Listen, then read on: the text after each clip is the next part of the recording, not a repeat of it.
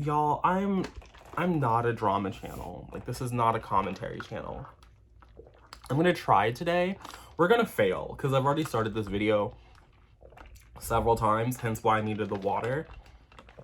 But we're gonna attempt it today, right? Like, we're gonna attempt to like tap into that. We're going to try and channel that because one, why not? And two, my most successful video is sort of like a commentary-esque time talking about, you know, Black people's growth on Booktube. But I'm just saying, like, my most successful video is the one video on my channel where I just kind of complained to the camera and it wasn't about a book. And so today I am once again complaining to the camera because I am confused. I think that Booktube is the oddest community on the internet that I personally participate in. There is no singular way to win on Booktube, right? You cannot make overly positive content regularly because then no one trusts your reviews. People are like, I might enjoy their personality, but I would never pick up a book because of them because they are overly nice. And then when you are someone like me, who I like a lot of things, but the only content that for me, well, not the only content, but like the content that will more readily and more quickly get reviews, like clicks and views, is when I am being negative. And so this idea that we are supposed to foster some sort of positivity, like our lives, our channels are meant to be wrapped in positivity. And this is in direct conversation with the live that was recently, I think over the weekend, it got taken down. The Booktube content sucks. And I'm gonna be 100% upfront and honest. I did not click on that video because I honestly didn't care. I saw that the title was, "Can y'all stop with the reading sprint?" And I said, I agree, I don't need to watch 43 minutes. And I kept moving on with my life. And then over the weekend, we got a mini-sode of the Booktube community. And apparently on Bookstagram, on small pockets of book Twitter, this was like a big kerfuffle. It was a kerfuffle. And I'm gonna be very honest. I was not surprised when Jess said that B was the person out here kicking up this kerfuffle. Now, I am blocked, so my life has been B-free for the better part of a year now. But for me, I would not go to the person who was on Twitter telling Black people that they needed to be okay with a white author using the hard R in their book about racism because it was an academic text. And then when they went on the book show, you know, live for that event, continued to talk down on like literally every Black creator that they brought up. To talk down on every Black creator, to raise up their white friends, and just, it's weird to me. They did not read the book for the book. Nobody in the book club for that event read the book about racism by the Black author. That book got paid dust. So for me, I think that that person is not a person I would go to like see positive change anywhere. I would not take that person's discussions of creators shading people very seriously at all. But I also think that their language just doesn't make sense. This was a live video, right? Like it was I don't know if it was a live stream or a video that was premiered and they were just in the comments or whatever. From Jess Owens' video, it sounded like it was a live stream. I don't know though, I didn't watch it. Like I said, I saw that the title, I agreed with the title. We're going to get to reading sprints in a second. But like to me, like it's very clear not something that was moving in the secret. Like, you know, you can't use like this terminology of like, you guys got caught, you know, all this stuff behind the scenes, it needs to be brought to the light. It was a fucking video. This was in no way a video that I thought that Jess was trying to hide, that she wasn't trying to have her subscribers see. The screenshot shown in in Jess Owens' video for like the little thumbnail that they had, the views on that were public, so you could see that it had 3.7 thousand views. So clearly people were finding this video. If people were leaving negative feedback in the comment section, people were clearly seeing this video. They were clearly interacting with this video to an extent that they were like, you know what, we thought this was gonna come over one way and it didn't come over that way. Let's just like take it down, whatever. But to me, the point still stands. It was on a public platform at some point for an extended period of time. This was not like screenshots got leaked of Jess saying, fuck this bitch, fuck that bitch, their content is trash. It was not a secret. In Jess Owens' video, they talked about how, I guess, some contingent of the population who saw this video and were having discussions about this in real time. This is not a YouTube apology video. Like, it's one thing when like a David Dobrik has 15 million subscribers on one channel and 2 million subscribers on another channel, and they're like, I'm gonna put this on this channel over here that has 2 million subscribers. This is not a YouTube apology. Like, this is a general conversation. Again, the video had almost 4,000 views from my knowledge. I have my computer right here. Let's just go to Books on Stereo. Because this man does not have 4,000 subscribers. He has 1.4 thousand subscribers. If the video had 4,000 views, it was not a secret. It wasn't chilling there. Let's just look at his content for a second. Let's see what his views are.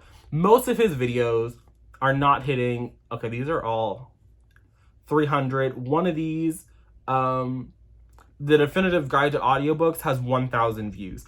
Most of these videos are not hitting 4,000 views. So based on that alone, it looks like most people are they went to that video for Jess. Like, that was Jess's audience. This is not something that was a secret. That was stupid. Now, moving on to the actual content of the discussion in terms of like just videos and things that people don't like. Like I said already, I 100% agree. 100% agree with the title of the video. Can y'all stop the reading sprints? Please. But someone saying that they are over reading sprints when the videos are 8, 7, 6 hours long, these are no longer sprints. Like, these are full-blown marathons. And I do think that a lot of it, maybe this is just me projecting, so let's enter the projecting section here. I do think that because of the way that YouTube has changed its monetization policy, I do think that for a lot of creators, one, it's an easy way to have a lot of people in one place. We already knew, thanks to Guru Gossiper, that people were getting really tired of people using the reading sprints to cross-promote each other and try to get everybody to subscribe to everybody.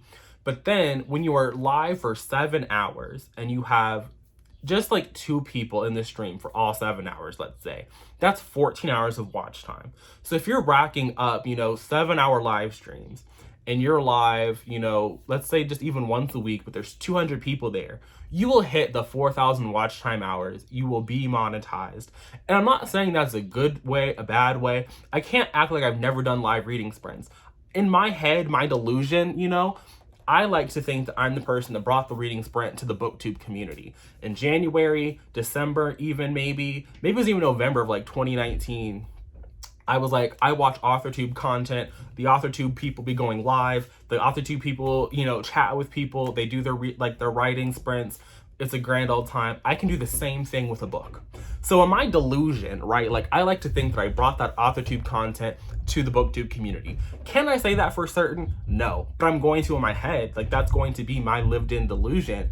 And so I think that it did come to a point where it's just entirely too frequent and they're entirely too long, and it's just like and at some point there's just actually like no, for me, it got to a point where there were just too many people in the live stream for one, it to be fun connecting with the audience that is in there, because now there's like 3,000 people in a stream.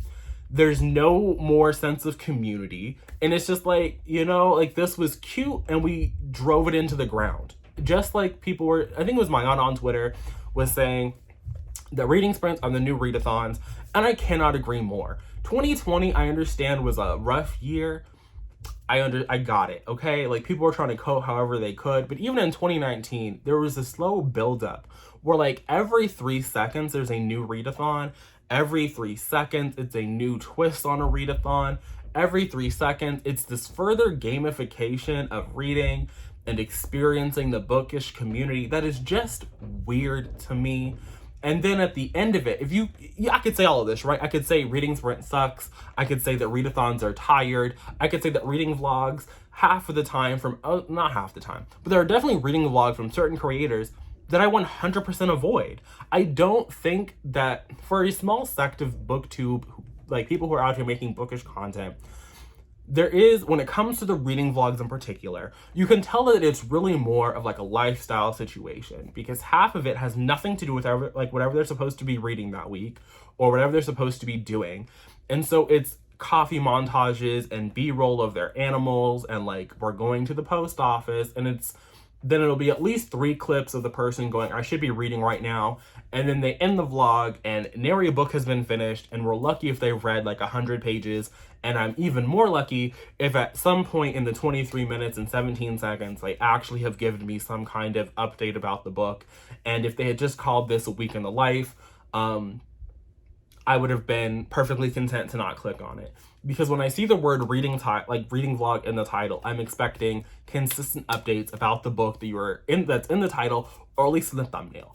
And so I think that this desire to have like more lifestyle-y content, because 2020 was so hard for people, and there was like people were hitting slumps and they were just trying to like branch out and widen the content. That's fine.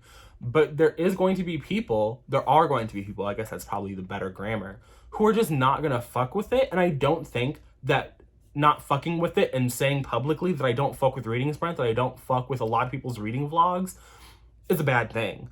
And I also don't think that this whole notion of like, well, if it's not for you, then don't watch it, and that criticism doesn't make sense to me, because if the title of the video is, can y'all stop with the reading sprints, and the thumbnail of the video is saying the content sucks because we're going to talk about the content that we don't fuck with, and then you're in the comments of that telling people they need to take the video down because this is a negative video, that this is the content that you don't fuck with, the math is not mathing, because by your own logic, you shouldn't be there. You could see plain as day, this was not leaked DMs. This was not a private chat that was brought public where they were just like, fuck you and the vlog you wrote in on.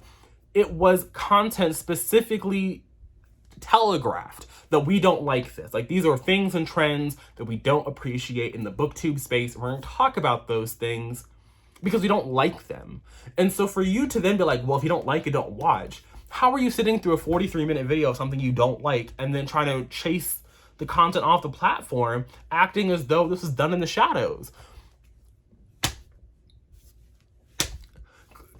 Complaining that people are talking about things they don't like while you watch things that you don't like. I think I brought this up at the beginning of my video, but I also think that it's entirely disingenuous to act as though booktubers should not create content about things they do not enjoy, when my own analytics tell me that when I talk about books on my channel in a standalone video format, in a standalone reading vlog format, where all I do is talk about a book that I, 1, don't think I'm going to enjoy, or 2, go into thinking I'm going to like and then wind up not enjoying, those negative reviews consistently for years. 2018 to 2019 was the heyday of the rant review. If you threw rant review in the title of your video, I wouldn't say you were guaranteed views, because you did still have to be white, you did still have to be a little skinny mini, like you still had to be aesthetically pleasing to somebody.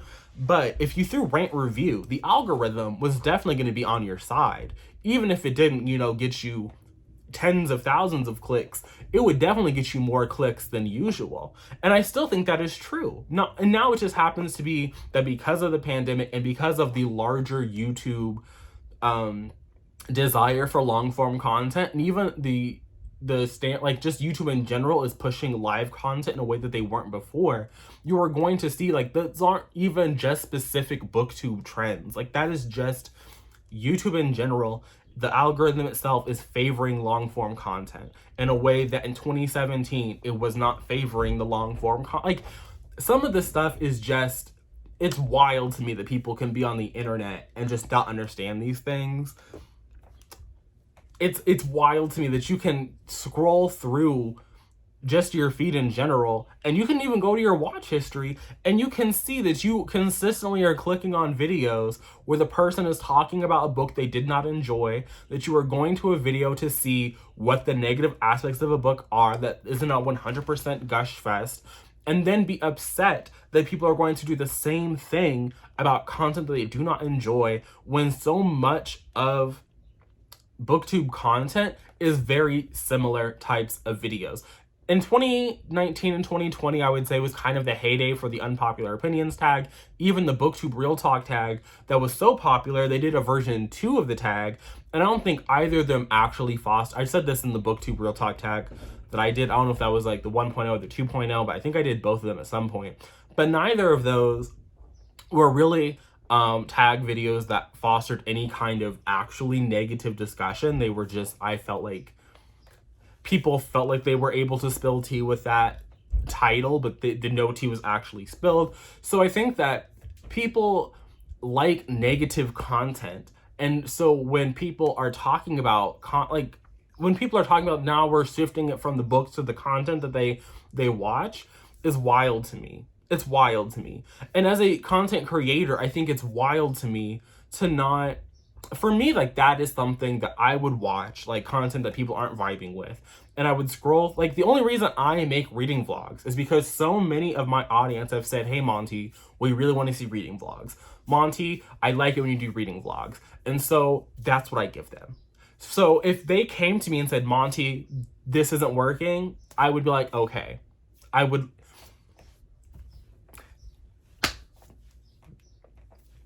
don't understand. I don't get it. And I really wish that I did get it. But I think that I have rambled on long enough. We are almost at 20 minutes. So I'm gonna go. Thanks for watching. If you made it to the end of the video, make sure you leave this emoji down in the comment section. I'll see you guys again soon with another video. But until then, and until next time, bye.